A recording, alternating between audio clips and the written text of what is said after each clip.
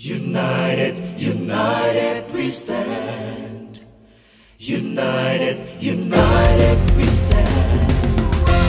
United, united we stand. United, united we stand.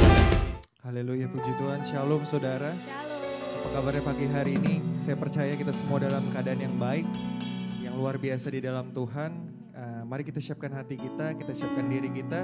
Kita akan memulai ibadah kita pada pagi hari ini. Boleh engkau yang ada di rumah kita bangkit berdiri sama-sama. Kita akan memuji Tuhan kita akan memuji Allah kita yang besar. Boleh kita sorakan haleluya. Haleluya. Tepuk tangan sama-sama. Haleluya. Semuanya katakan.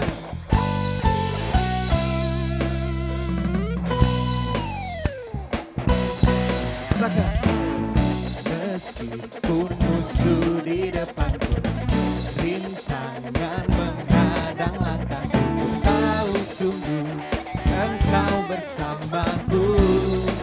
Haleluya. Beribu rebah di kiriku, berlaksa di sisi kananku, ku tahu janjimu Engkau bersamaku. Dengan imanmu katakan, takkan pernah goyah keyakinanku pada dirimu, Yesus Tuhanku. Tiada yang seperti dirimu. Kaulah kuatku, kebanggaanku, gunung batu dan keselamatanku, kuat tanganku, perlindunganku, kaulah Allah sumber kemenanganku. Mari semuanya lebih lagi dengan imanmu. Lebih lagi katakan, meskipun musuh di depanku, amin, rintangan menghadang langkahku, ku tahu sungguh Engkau bersama setiap kami Tuhan. Katakan, beribu rebah di kiriku, berlaksa di sisi kananku, ku tahu janjimu Engkau bersamaku.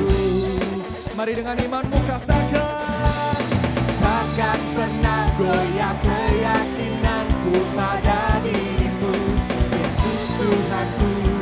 Tiada yang seperti dirimu.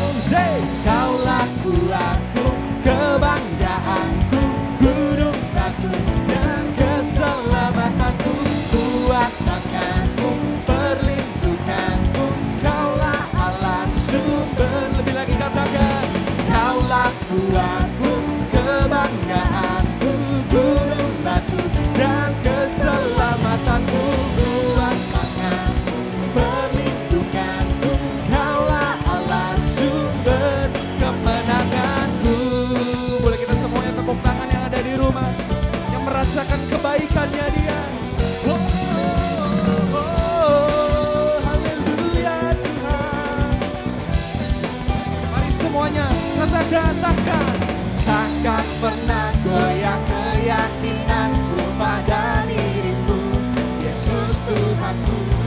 Tiada yang seperti dirimu. Allahku dahsyat berkuasa, suruh bumi sujud menyembah, tinggikan namamu. Allahku dahsyat, Dia berkuasa, suruh bumi sujud menyembah, tinggikan namamu. Kau yang merasakan kebaikannya dari Dia, semuanya katakan, dari utara ke selatan, terdengar pujian bagi Allah.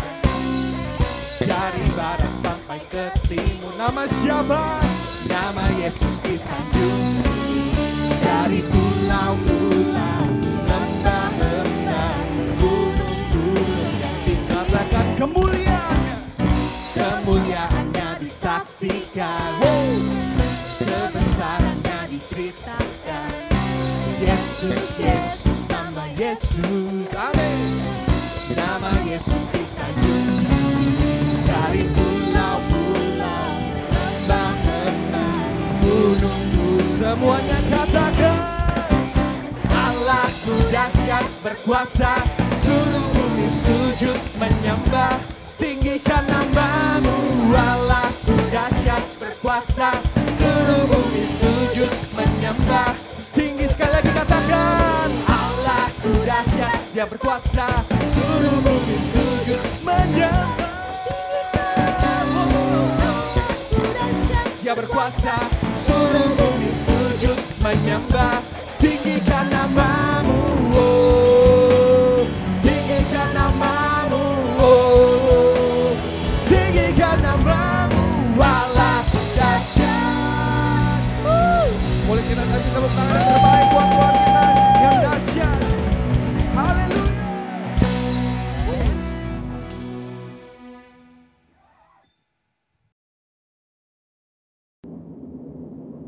Shalom saudara, dalam Voice of Pentecost kali ini kita akan membahas bagaimana caranya mengikuti kehendak Bapa. Apakah saudara pernah merasa sudah berbuat baik, melakukan ini dan itu, bahkan mengorbankan banyak hal, namun sepertinya permohonan kita tidak dijawab atau tidak sesuai dengan harapan kita? Matius 26 menceritakan tentang Yesus yang menghadapi waktu-waktu terakhir sebelum penangkapan di Taman Getsemani.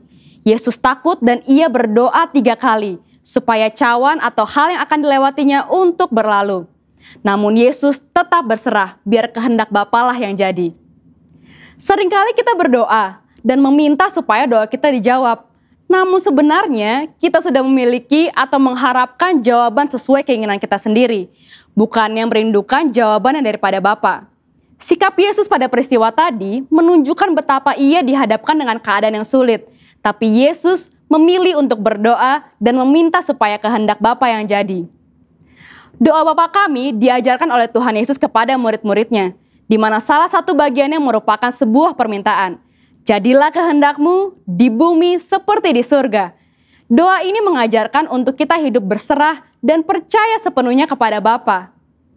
Sekarang kita akan mengetahui maksud dari hidup yang mengikuti kehendak Bapa. Yang pertama, kesadaran untuk menempatkan kehendak Bapa jauh di atas kehendak pribadi kita. Kita adalah orang yang sudah ditebus dengan harga yang mahal dan lunas dibayar oleh darah Kristus. Di Roma 6 ayat 22 juga disebutkan, kita telah dimerdekakan dari dosa dan menjadi hamba Allah. Kehidupan kita bukanlah milik kita sendiri, tetapi milik Bapa. Sudah sepatutnya kita mengikuti kehendak Bapa. Yesus menyampaikan permohonan kepada Bapa di surga. Namun Yesus juga dengan tegas menyatakan, tetapi janganlah seperti yang ku kehendaki, melainkan seperti yang engkau kehendaki. Hidup manusia memang tidak terduga, karena kita tidak tahu apa yang akan terjadi besok. Maka dalam Yakobus 4 ayat 15 dikatakan, sebenarnya kamu harus berkata, jika Tuhan menghendakinya, kami akan hidup dan berbuat ini dan itu. Yang kedua, memahami dan menerima konsekuensi dari penyerahan diri terhadap kehendak Bapa. Kembali ke peristiwa yang dialami Yesus di Taman Getsemani.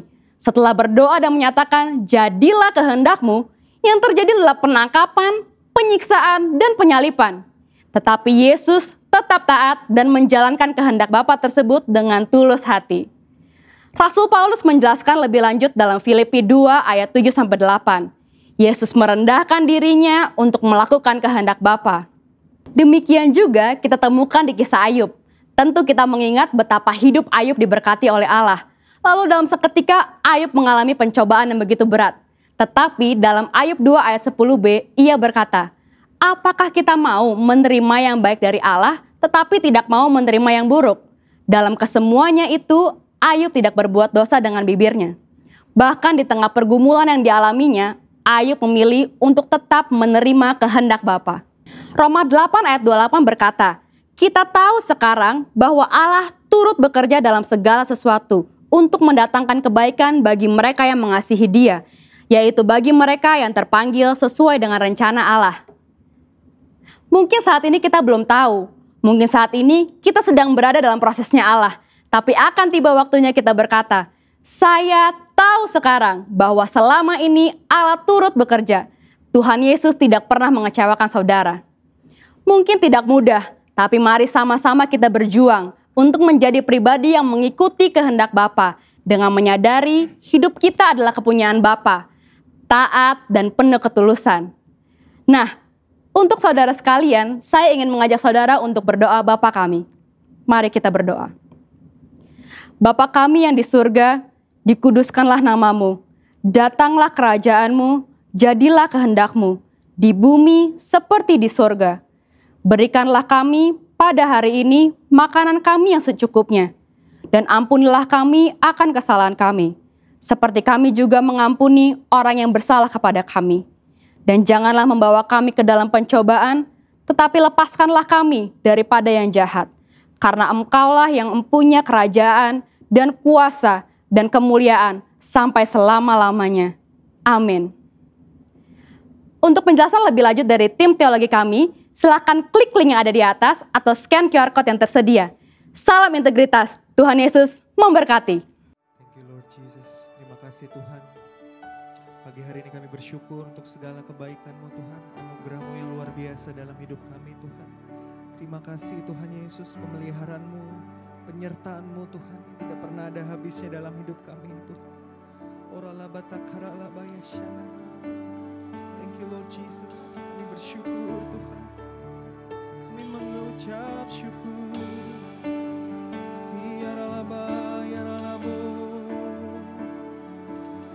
Thank you Lord Jesus. Mari datang sama Tuhan pagi ini, sembah Dia. Apapun keadaanmu hari-hari ini, mari mengucap syukur. Mari bersyukur.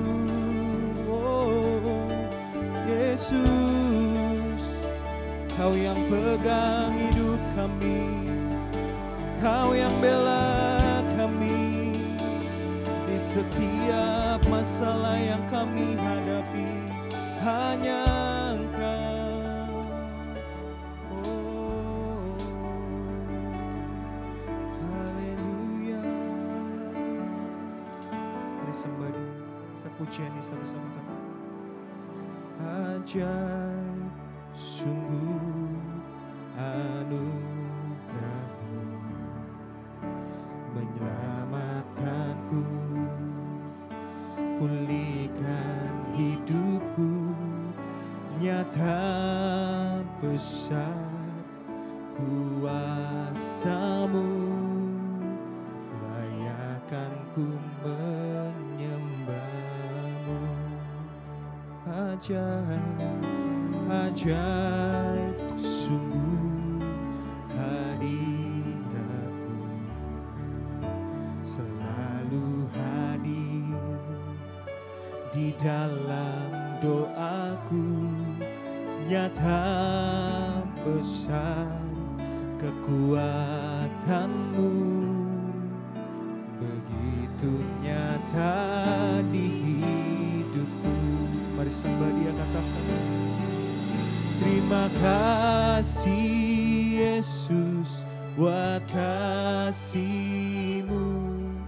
Kau datang hampiri diriku. Terima kasih. Kau tarik hidupku ke tatamu, untuk kemuliaan kekal. Mari sembah Dia, jemaat Tuhan, katakan ajaib sungguh anugerah-Mu, menyelamatkanku, pulihkan hidupku, nyata besar kuasa-Mu, layakkan ku menyembah-Mu. Ajaib, ajaib sungguh hadirat-Mu, selalu hadir di dalam doaku, nyata besar kekuatan-Mu, begitu nyata di hidupku. Oh, terima kasih Yesus buat kasih-Mu. Kau datang hampir Kau tarik hidupku ke tatamu untuk kemuliaan. Mari lebih lagi katakan, terima kasih Yesus buat kasih-Mu. Kau datang hampiri diriku, Yesus. Kau tarik hidupku ke tatamu sukamu. Mari sembah Dia, mari kau yang ada di rumah. Haleluya. Terima kasih Tuhan, kau yang hampiri setiap kami pagi ini Tuhan.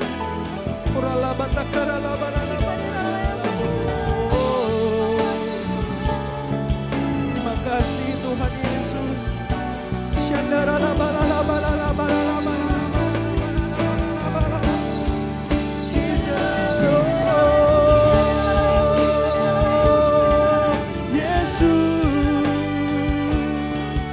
Terima kasih Tuhan Yesus, kasih-Mu besar buat setiap kami. Oh Jesus,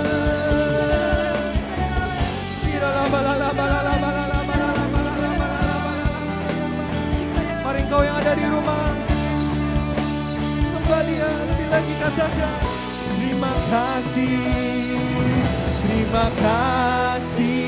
Yesus buat kasih-Mu.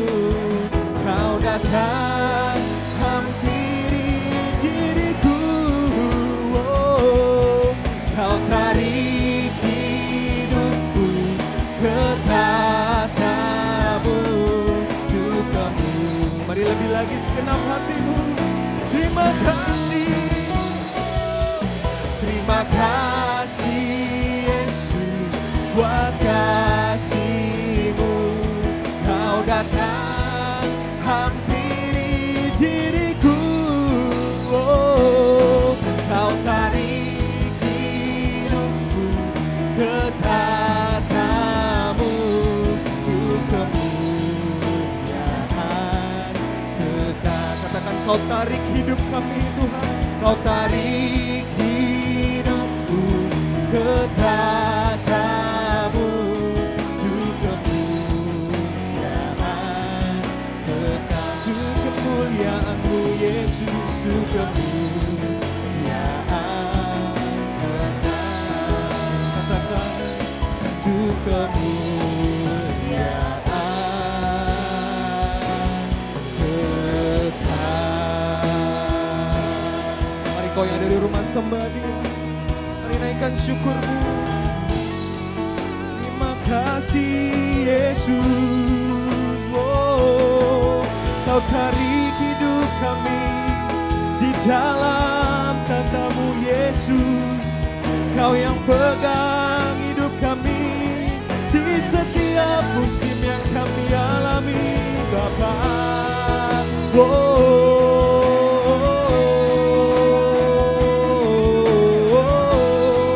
Mari kau yang ada di rumah sembah Dia, apapun keadaanmu, mari datang sama Yesus.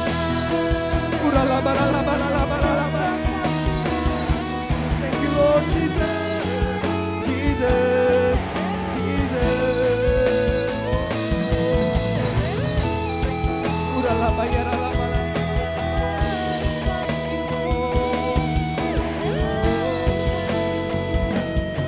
Terima kasih Tuhan.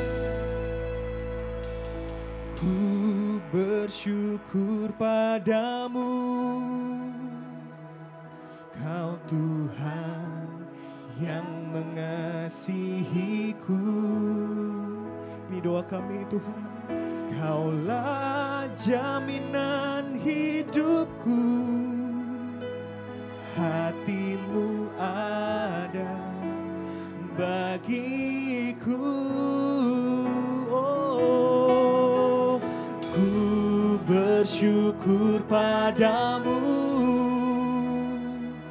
Kau Tuhan yang mengasihiku. Kau jadikan kami Tuhan Yesus. Kau jadikan hidup ini lebih indah dan lebih berharga.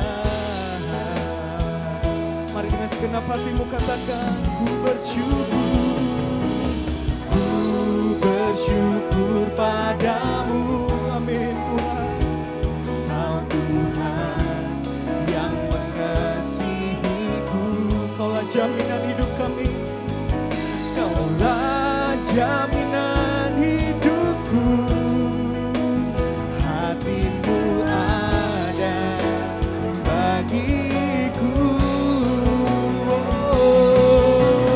Ku bersyukur padamu, yes Lord.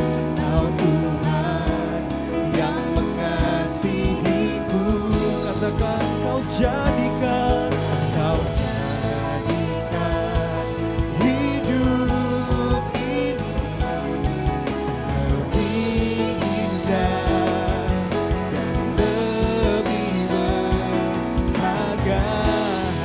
Mari dengan imanmu angkat kedua tanganmu, katakan, kami bersyukur, ku bersyukur padamu. Kau Tuhan yang mengasihiku. Kaulah jaminan, Kaulah jaminan hidupku. Hatimu ada bagiku. Ku bersyukur padamu. Ini doa kami. Kau Tuhan yang mengasihiku. Katakan, Kau jadikan hidup ini. Mari lebih lagi jemaat Tuhan.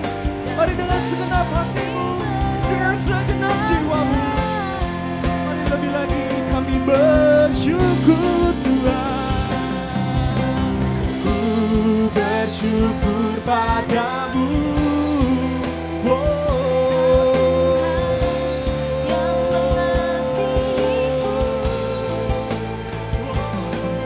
Kaulah jaminan hidupku.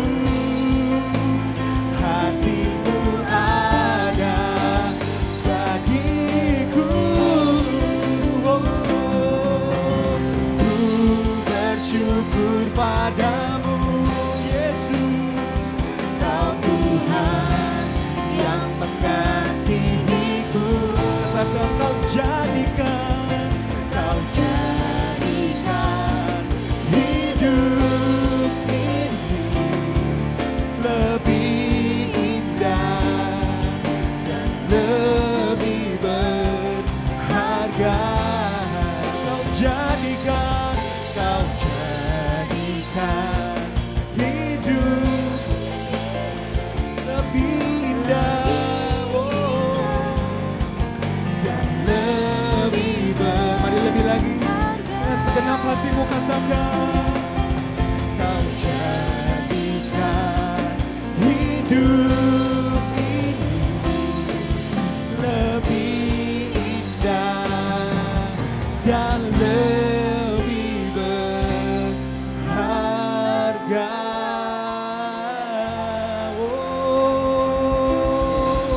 Mari sorak-sorak yang terbaik buat Tuhan kita. Terima kasih Tuhan. Bersyukur pagi ini karena Engkau ada di tengah kami. Kau yang pelihara hidup kami Tuhan. Kaulah jaminan setiap kami Tuhan. Jaminan hidup kami Tuhan. Kami bersyukur sampai hari ini Kau berikan kami terus Tuhan. Kehidupan demi kehidupan. Untuk kami boleh lebih lagi memuliakan nama-Mu di dalam hidup kami Tuhan. Terima kasih Aba, terima kasih Bapa. Ini kami Tuhan, ini anak-anak-Mu Tuhan.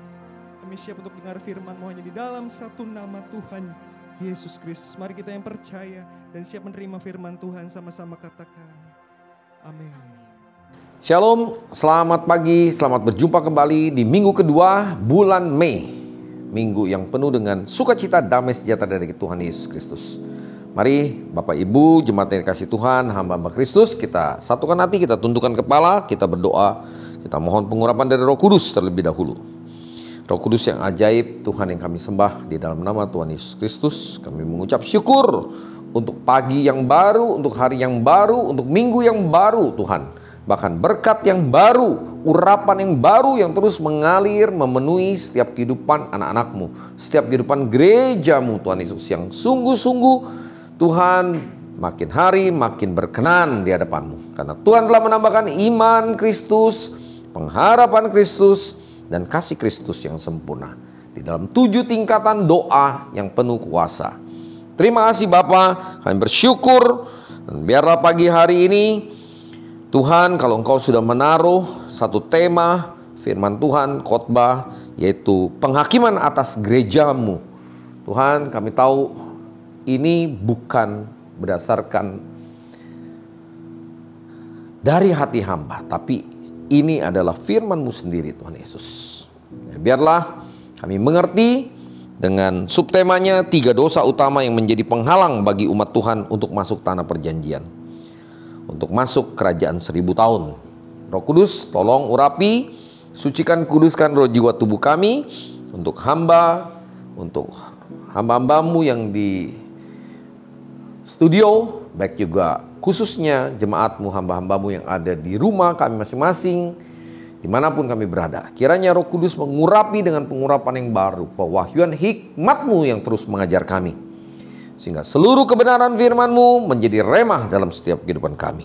Tertanam dengan kuat, bertumbuh, berakar, dan berbuah dengan berlipat kali ganda. 30, 60, bahkan 100 kali ganda. Buah yang matang bagi kerajaan-Mu. Makasih Bapa, sembunyikan hamba-Mu di balik salib-Mu. Tutup bungkus semua kami dengan kuasa darah Tuhan Yesus. Basuh kami dengan darah-Mu. Dalam nama Tuhan Yesus kami berdoa dan ucap syukur. Haleluya, kita yang percaya sama-sama katakan amin. Bapak Ibu, mari kita lihat di dalam 1 Petrus 4 ayat 17 sampai 19. 1 Petrus 4 ayat 17 sampai 19. Demikian firman Tuhan, karena sekarang telah tiba saatnya penghakiman dimulai, dan pada rumah Tuhan sendiri yang harus pertama-tama dihakimi.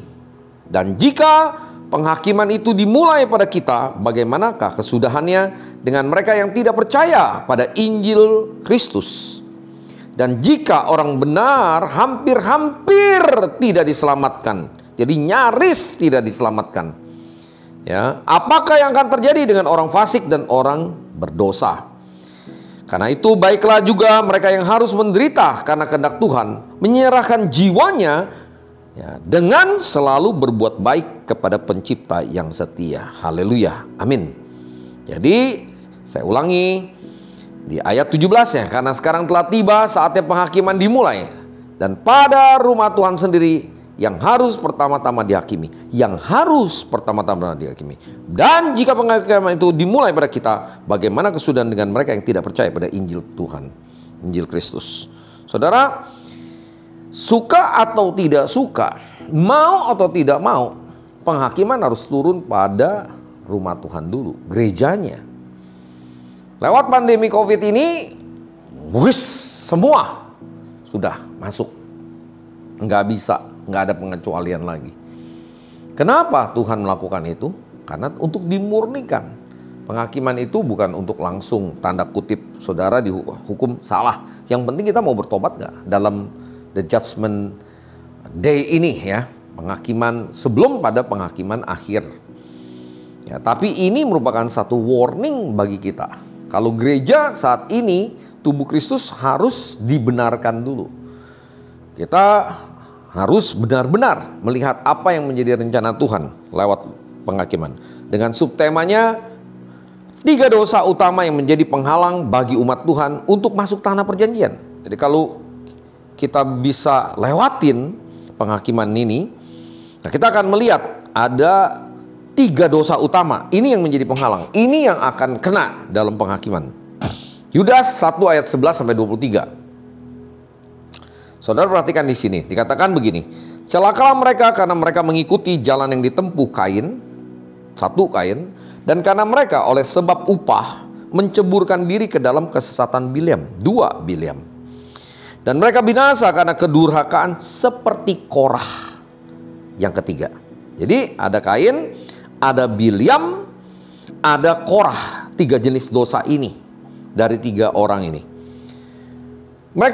Mereka inilah noda dalam perjamuan kasih-Mu, di mana mereka tidak malu-malu melahap dan hanya mementingkan diri sendiri. Ini orang-orang yang serakah.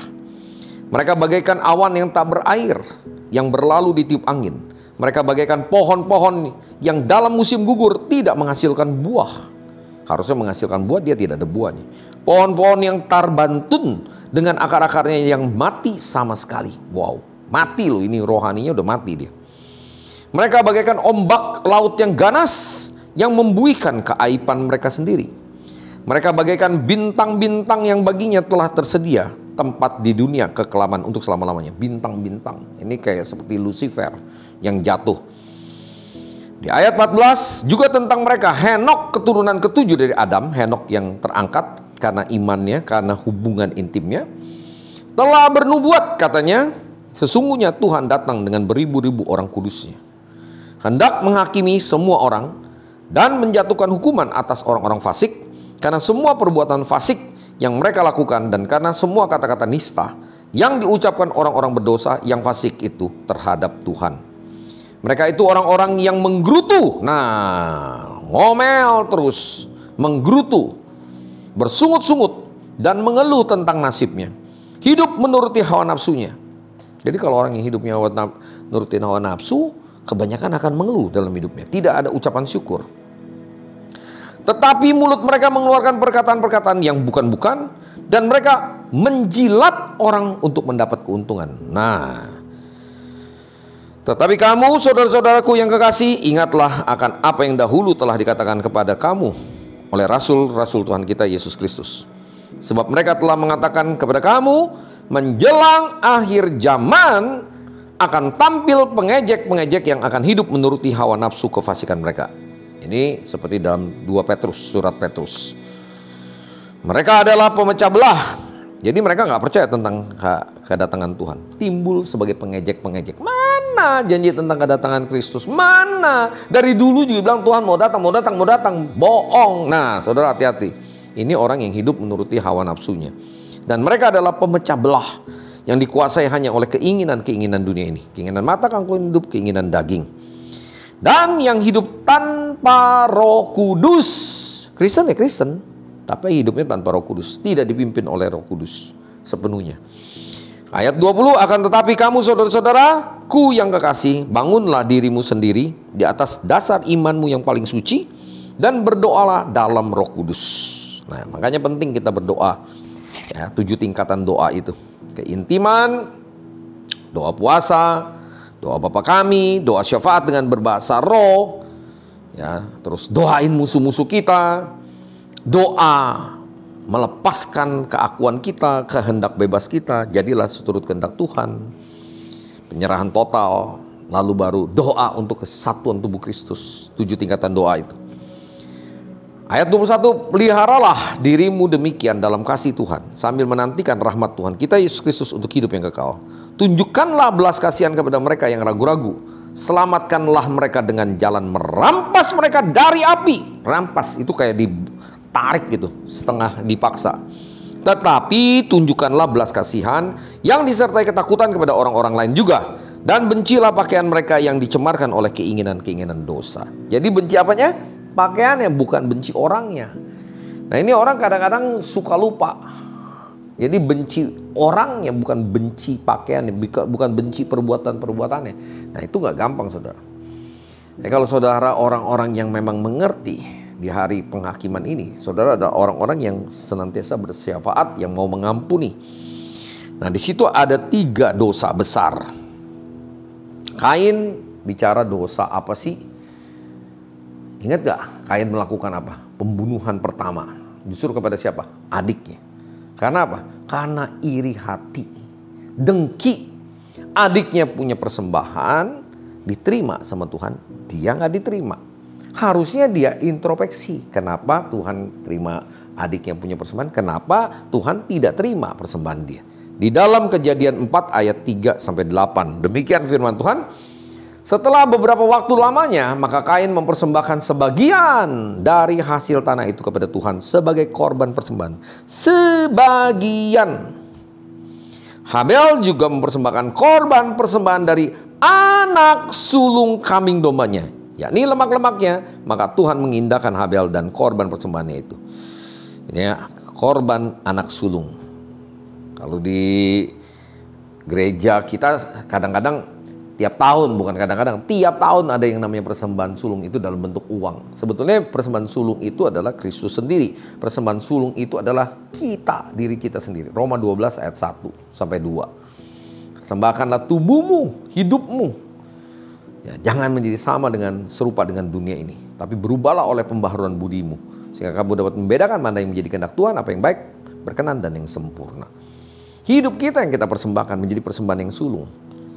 Saudara dan saya mempersembahkan seperti Tuhan menginginkan Abraham mempersembahkan anak yang sulung. Tuhan mau hidup saudara dan saya dipakai untuk memuliakan namanya. Kalau saudara udah menyerahkan seluruh hidup saudara, udah nggak hitung-hitungan ya sebagian dari harta kita, all out juga berani. Justru nanti saya akan tantang gereja-gereja besar. Kalau berani all out, ayo jangan cuma ngajarin doang. Praktek, kumpulin duitnya sama-sama. Diatur, dikelola bersama-sama. Kalau enggak juga Anda tidak bisa, Anda terikat juga. Anda bilang semua boleh persembahannya ke saya. Enggak dong, persembahan itu balik lagi sebetulnya. Dari Tuhan oleh Tuhan untuk Tuhan. Dari jemaat oleh jemaat untuk jemaat. Ya, harus mengerti. Bukan seolah-olah pendetanya yang jadi Tuhan. Salah besar. Pendeta itu memfasilitasi, gembala itu memfasilitasi. Bagaimana supaya bisa terjadi keseimbangan di dalam tubuh Kristus melalui persembahan sulung ini. Kain, dia mempersembahkannya sebagian, tidak sepenuh hati, tidak dengan segenap hati dia.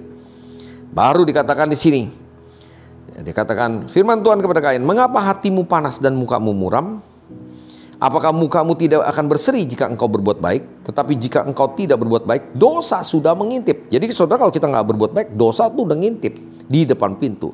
Ia sangat menggoda engkau, tetapi engkau harus berkuasa atasnya. Kata Kain kepada Habel adiknya, marilah kita pergi ke padang. Ketika mereka tiba di padang, tiba-tiba Kain memukul Habel adiknya itu, lalu membunuh dia. Waduh.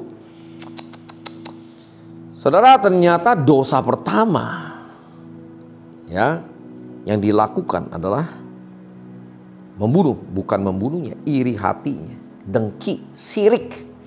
Itu dalam the Ten Commandment, jangan engkau mengingini milik samamu. Iri hati itu udah dosa. Dosa yang dilakukan oleh Lucifer pun juga sebetulnya iri ngelihat Tuhan. Waduh, enak ya Tuhan dipuji, disembah. Saya juga pengen dong jadi Tuhan. Nah, iri. Ya, itu dosa yang pertama, iri hati. Di mana ada iri hati, di situ ada perpecahan. 1 Korintus 3 ayat 1 sampai 9. Dan aku saudara-saudara, pada waktu itu tidak dapat berbicara dengan kamu seperti dengan manusia rohani, tetapi hanya dengan manusia duniawi yang belum dewasa dalam Kristus. Susulah yang kuberikan kepadamu, bukanlah makanan keras. Sebab kamu belum dapat menerimanya, dan sekarang pun kamu belum dapat menerimanya. Karena kamu masih manusia duniawi. Sebab jika di antara kamu ada iri hati dan perselisihan, bukankah hal itu menunjukkan bahwa kamu manusia duniawi dan bahwa kamu hidup secara manusiawi? Ada iri hati, pasti ada perpecahan, ada perselisihan. Karena jika yang seorang berkata, aku dari golongan Paulus, dan aku yang lain berkata, aku dari golongan Apolos, bukankah hal itu menunjukkan bahwa kamu manusia duniawi yang bukan rohani? Saya dari GBI, saya HKBP, saya GKI. Itu manusia duniawi, saudara. Wah, kalau udah begitu, makanya gereja sulit untuk bersatu. Kenapa? Kita merasa sinode kita atau gereja lokal kita yang paling hebat. Oh enggak, saudara. Gunung rumah Tuhan. Gunungnya satu, dia harus menjadi satu kesatuan. Rumahnya satu. Yesaya 2 ayat 2. Baru bisa mengatasi 7 gunung itu. Jadi apakah Apolos, apakah Paulus, pelayan-pelayan Tuhan yang olehnya kamu menjadi percaya, masing-masing menurut jalan yang diberikan Tuhan kepadanya? Aku menanam, Apolos menyiram, tetapi Tuhan yang memberi pertumbuhan. Siapa yang memberi pertumbuhan? Tuhan. Karena itu yang penting bukan yang menanam atau yang menyiram, melainkan Tuhan yang memberi pertumbuhan. Yang nanam, yang nyiram baik, tapi Tuhan yang beri pertumbuhan. Kalau tidak, Tuhan yang beri pertumbuhan ya mati.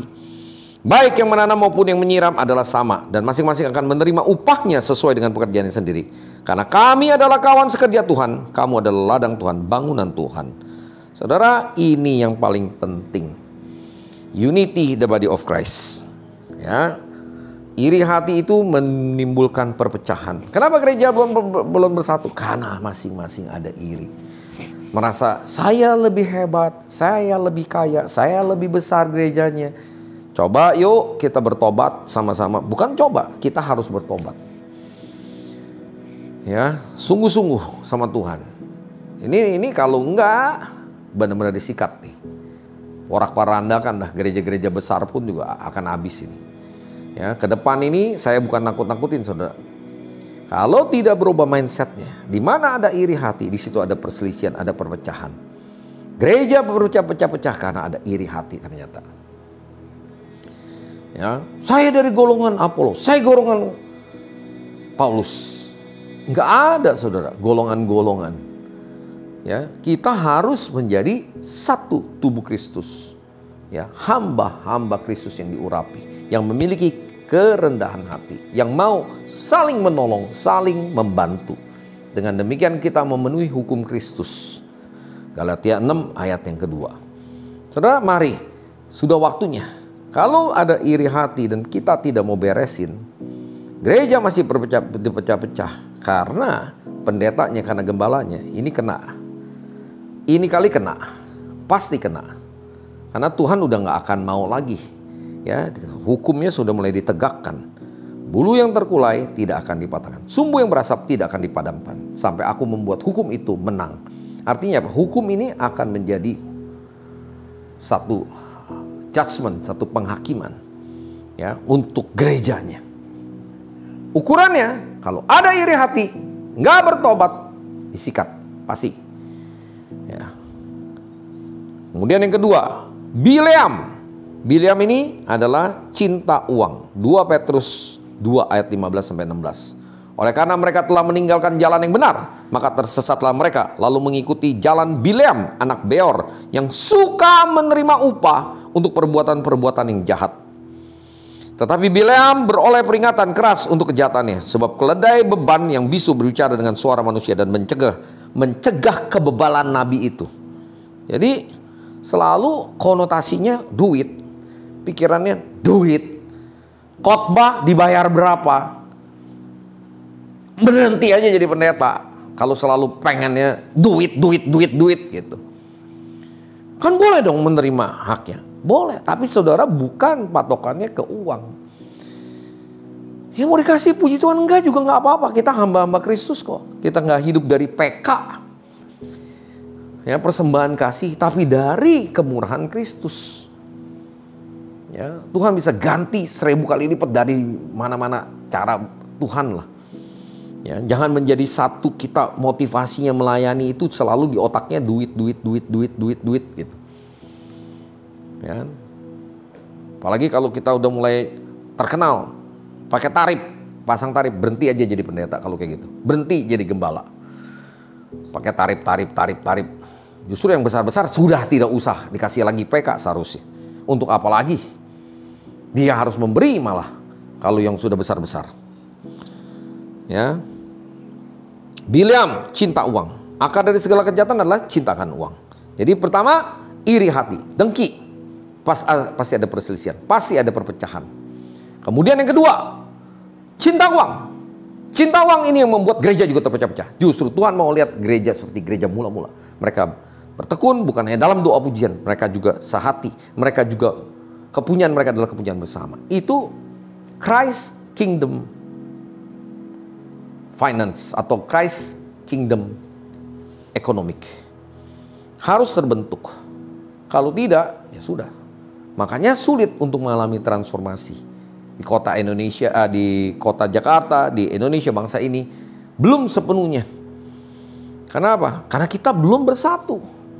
Karena apa? Karena masih ada iri hati. Kok lu yang dipakai? Kok kamu yang dipakai? Saya dong yang lebih besar yang dipakai. Kamu harus ikut saya. Saudara, nggak ada ya kata ikut sebetulnya. Kita bekerja bersama-sama.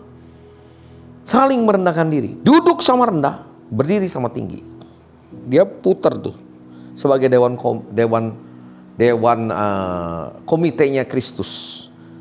Ya, dewan musyawarahnya Kristus. Ada itu. Nanti mungkin minggu depan kita bicara tentang DMT, Dewan Musyawarah Tuhan.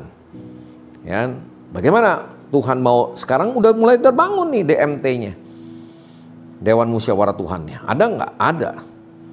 Ya, justru Dewan Perwakilan Rakyat, ya, DPRD, DPD itu mengambil dari Dewan Musyawarah Tuhan, DMT-nya. Ya, nah ini yang kedua, cinta uang ini membuat perpecahan. Ya, pertama iri hati, kemudian cinta uang, kemudian Korah. Nah ini dia.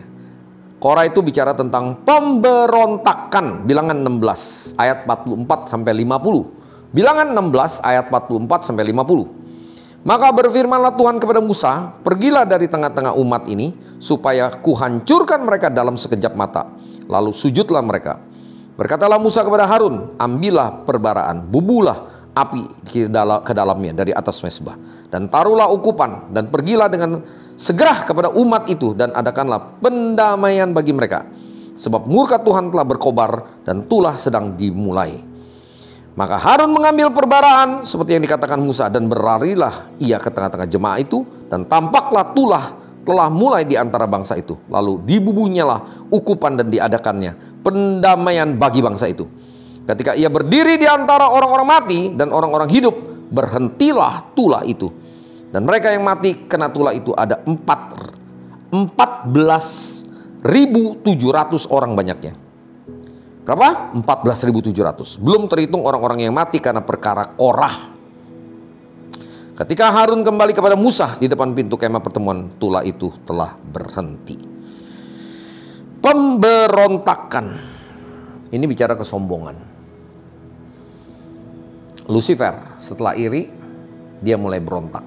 Sombong. Melawan Tuhan. Untuk itu kita harus punya yang namanya submission, penundukan diri. Saudara, jangan, kenapa gereja pecah-pecah? Selalu ada yang pengen, gue udah gak cocok lagi, gue gak mau dibawa dia. Gue keluar aja, gue berdiriin sendiri. Bikin lagi sinode, bikin lagi sinode, bikin lagi sinode. Bikin lagi gereja, ayo terus saja. Berkembang, tapi bukan dasar yang benar. Karena tadi ada iri hati. Karena tadi ada cinta akan uang. Ya, ada apa lagi? Pemberontakan. Terus gimana kalau pemimpin gak benar? Urusan dia sama Tuhan. Kita doakan saja. Kasih masukan kalau dia bisa terima. Kalau enggak, nanti dia pun kena penghakiman. Siapapun pemimpin kita. Sebetulnya di atas pemimpin hanya ada satu, yaitu Kristus sebagai kepala gereja. Kita semua ini hamba. Nggak ada pendeta besar, pendeta kecil. Kalau pendeta besar itu sombong berarti. Ya, pendeta semakin dipakai, diurapi, dan makin dikasih tanggung jawab besar, dia harus semakin kecil. Malah lebih gampang untuk ketemu. Ya, seperti Kristus, bisa orang ketemu kapan aja. Kadang-kadang kita mau ketemu dengan seorang pendeta, susah banget, pakai dengan aturan. Emangnya kita pejabat apa? Presiden. Presiden aja saudara lihat ya, Jokowi bisa turun langsung. Cuman memang ada aturan di dalam tata negaranya. Oke lah, kita ikutin aturan juga di dalam gereja. Tapi bukan berarti dia tidak bisa diketemukan. Bisa. Saya punya nomor HP, semua jemaat tahu. Tahu, semua orang juga boleh tahu, nggak jadi masalah. Sewaktu-waktu mau telepon juga boleh. WA aja. Pasti saya jawab. Ya. Nah, bagaimana mengalahkan tadi 3 itu? Yang namanya iri hati, ya pasti ada perpecahan. Pasti ada perselisihan. Ada cinta akan uang, pasti juga ada perpecahan. Karena akar dari segala kejahatan, cinta akan uang. Yang ketiga, pemberontakan. Nggak ada submission. Harus ada kuncinya. Matius 3 ayat 8-12. Jadi hasilkanlah buah yang sesuai dengan pertobatan. Dan janganlah mengira bahwa kamu dapat berkata dalam hatimu, Abraham adalah bapa kami.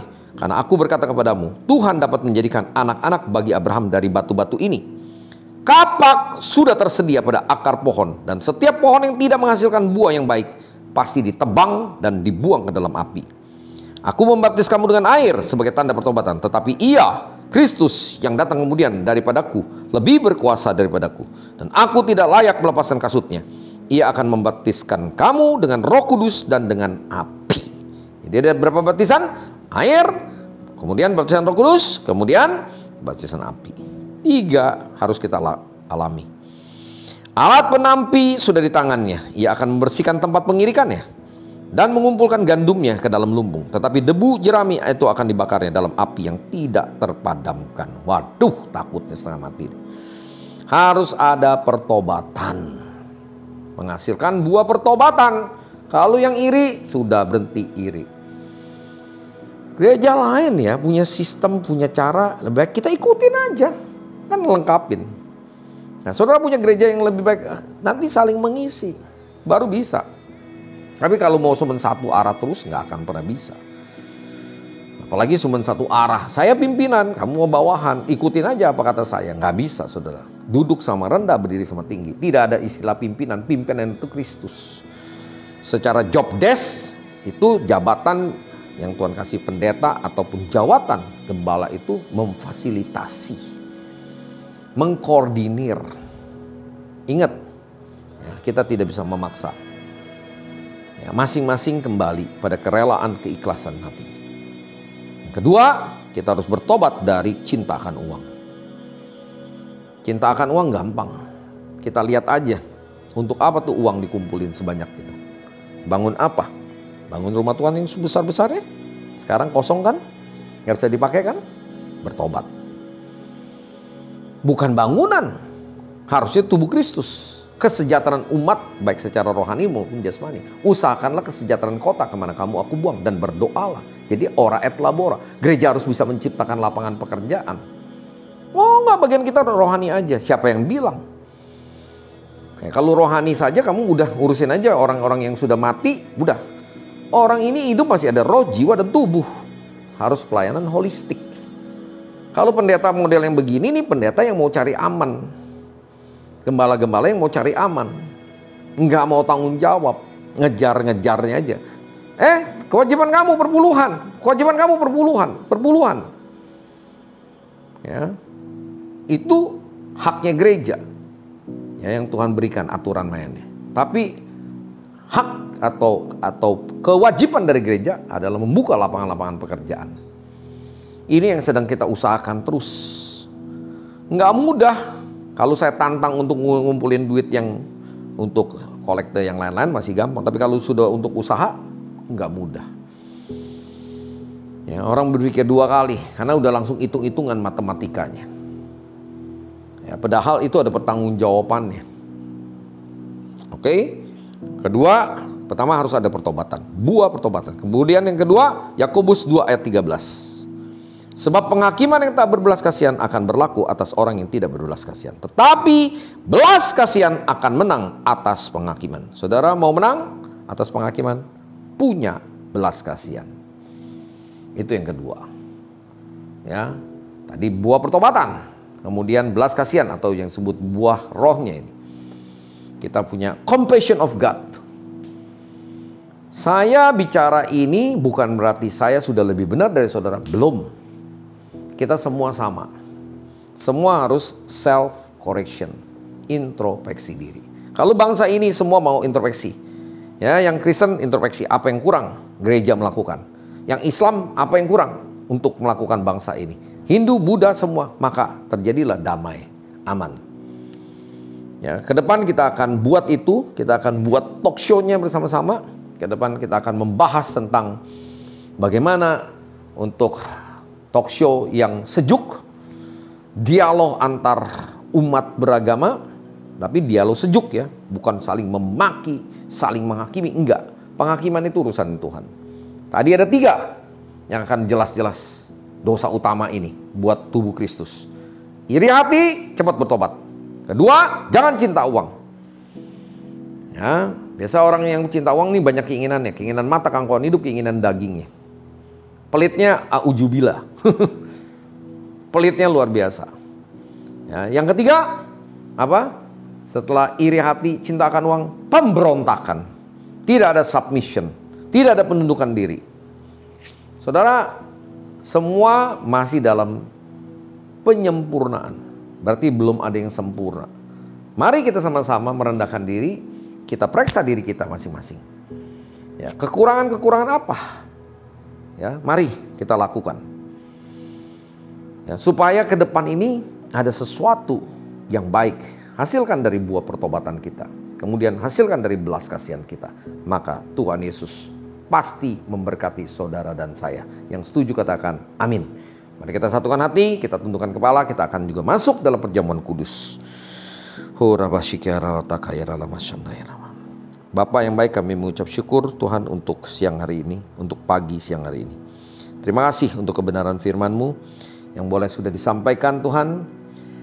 Tuhan, penghakiman sudah dimulai atas rumah-Mu.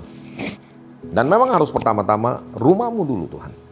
Karena rumah-Mu, gereja-Mu menjadi barometer bagi dunia ini. Kami harus menjadi garam dan terang bagi dunia ini. Untuk itu Bapa, ajar kami untuk rendah hati, senantiasa mau Tuhan untuk self correction, mau untuk bertobat, mau Tuhan memiliki belas kasihan. Tuhan Roh Kudus tolong kami sehingga kami benar-benar ke depan tidak ada perasaan iri hati, tidak ada perasaan dengki, sehingga terjadi perpecahan, sehingga terjadi Tuhan Yesus perselisihan satu dengan yang lain. Gereja-gereja tidak dapat bersatu, selalu ada terjadi perpecahan-perpecahan Tuhan. Selalu muncul sinode-sinode yang baru. Ampuni kami Tuhan Yesus. Biar kami ke depan benar-benar Tuhan Yesus berjalan seturut dengan rencana kehendak-Mu. Tuhan Yesus, basuh kami dengan darah-Mu Tuhan Yesus. Kalau ada kesalahan, khusus juga cinta akan uang. Biar Tuhan cabut roh cinta akan uang dari hidup kami masing-masing. Dalam nama Tuhan Yesus. Dalam nama Tuhan Yesus. Saudara, mari kita minta Tuhan cabut roh mamon, roh cinta akan uang dari hidup kami. Dalam nama Tuhan Yesus, keluar dari hidup kami. Keluar dari kota kami. Keluar dari gereja Tuhan Yesus Kristus. Keluar dari bangsa Indonesia. Sehingga benar-benar Tuhan, gereja-Mu, kota kami, bangsa Indonesia dipenuhi dengan kemuliaan-Mu. Karena kami mau sungguh-sungguh bertobat. Kami menyangkal diri pikul salib Tuhan Yesus. Terima kasih Tuhan. Tidak ada perpecahan, tidak ada iri hati, tidak ada cinta akan uang. Keinginan mata kangkon hidup, keinginan daging yang berlebihan Tuhan. Mana Tuhan menjadi orang-orang itu menjadi egois. Kami menjadi koruptor. Ampuni Tuhan Yesus. Biar ke depan ini kami mempersiapkan Tuhan Yesus untuk hal-hal yang baik bagi kerajaan. Di dalam roh kepenundukan diri, submission, tidak ada pemberontakan. Kami belajar untuk saling merendahkan diri. Sehingga Tuhan, nama-Mu dipermuliakan. Tidak lagi ada perpecahan di dalam tubuh Kristus. Untuk satu penuaian jiwa beribu-ribu laksa. Transformasi, pemulihan segala sesuatu. Dan pada akhirnya, Maranatha, Tuhan datang. Tuhan Yesus datanglah. Kami merindukan Engkau. Jemaat yang kasih Tuhan, sebentar kita akan masuk perjamuan kudus. Mari kita merendahkan diri kita. Kita minta ampun kalau ada kesalahan dari perkataan, dari pikiran, perbuatan kita. Tuhan Yesus ingatkan kami. Khususnya 3 dosa tadi Tuhan. Yaitu ada iri hati, ada perselisihan, ada dengki Tuhan. Tuhan ampuni kami. Kalau ada cinta akan uang, sehingga kami menjadi egois. Keinginan mata kangkon hidup, keinginan daging. Yang akarnya adalah cinta akan uang.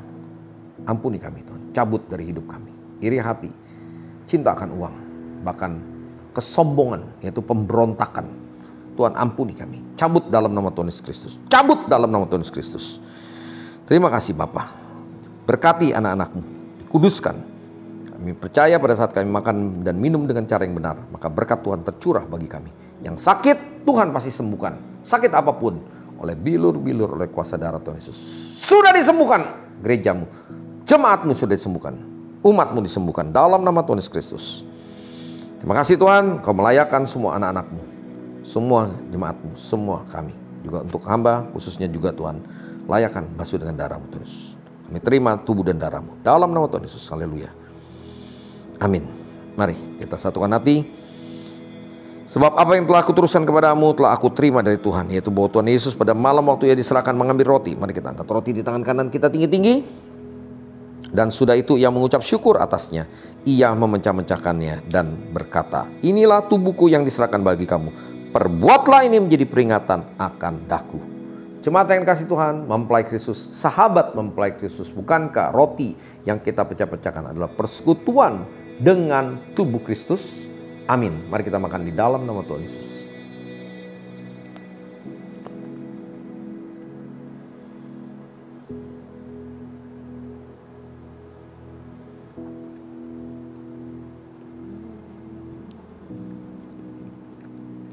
Kasih Tuhan Yesus, makasih Bapak. Demikian juga yang mengambil cawan sudah makan. Mari kita angkat cawan di tangan kanan kita tinggi-tinggi. Lalu Tuhan Yesus berkata, cawan ini adalah perjanjian baru yang telah dimateraikan oleh darahku. Perbuatlah ini menjadi setiap kali kamu minum yang menjadi peringatan akan aku. Jemaat yang kasih Tuhan, bukankah cawan pengucapan syukur yang atasnya kita ucapan syukur adalah persekutuan dengan darah Kristus? Amin. Mari kita minum di dalam nama Tuhan Yesus Kristus.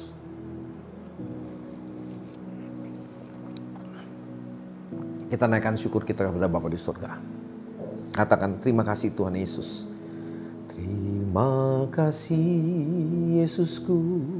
Terima kasih Yesusku.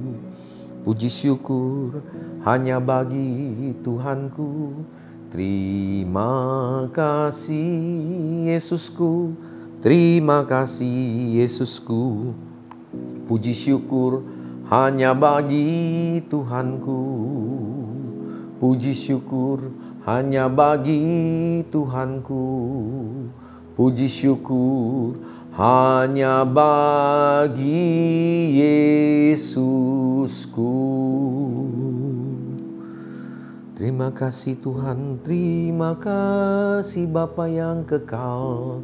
Terima kasih Roh Kudus yang ajaib.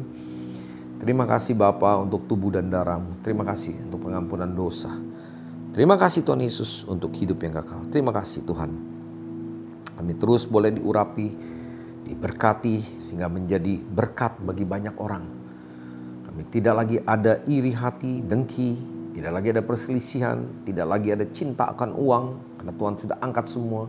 Tidak ada lagi kesombongan, keakuan kami, pemberontakan. Tapi kami belajar Tuhan untuk menundukkan diri seperti kepada Kristus dalam segala hal. Terima kasih, kami mengucap syukur untuk semuanya. Urapan-Mu turun atas setiap umat-Mu, atas setiap gereja-Mu. Dalam nama Tuhan Yesus Kristus, biar pengurapan itu turun atas kami. Kebajikan, kemurahan selalu mengikuti kami. Pengurapan dari Roh Kudus turun. Kesembuhan, pemulihan terjadi atas setiap gereja-Mu, setiap umat-Mu. Dalam nama Tuhan Yesus Kristus, gereja-Mu dipakai menjadi alat-Mu Tuhan untuk transformasi, penuaian jiwa beribu-ribu laksa. Untuk Tuhan mempersiapkan diri bagi kedatangan-Mu yang kedua kali. Maranatha, datanglah segera Tuhan. Kami merindukan-Mu. Dan saat ini kami siap untuk menerima berkat dari Tuhan. Jemaat yang kasih Tuhan, mari kita angkat tangan kita arahkan hati kita kepada Kristus. Kita angkat kedua tangan kita. Kita bangkit berdiri. Jemaat yang kasih Tuhan, biarlah kita boleh kembali kepada aktivitas kita masing-masing. Dan biar kita menerima berkat daripada Bapa di surga. Jemaat yang kasih Tuhan, biarlah saat ini kita menerima berkat daripada Bapa di surga. Kita boleh kembali kepada aktivitas kita sepanjang minggu depan, kepada keluarga kita masing-masing dan menerima berkat daripada Bapa di surga. Berkat damai sejahtera sukacita, kebajikan, kemurahan selalu menyertai kita sekalian. Di dalam nama Tuhan Yesus Kristus oleh kuasa Roh Kudus-Nya. Mulai pagi, siang, hari sampai Maranatha, Tuhan Yesus datang kedua kali menjemput kita di awan-awan yang permai dan bahkan sampai selama-lamanya kita yang percaya diberkati bersama-sama. Katakan amin, amin, amin. Terima kasih Tuhan Yesus berkati. Sampai jumpa, Tuhan Yesus berkati. Haleluya. Amin.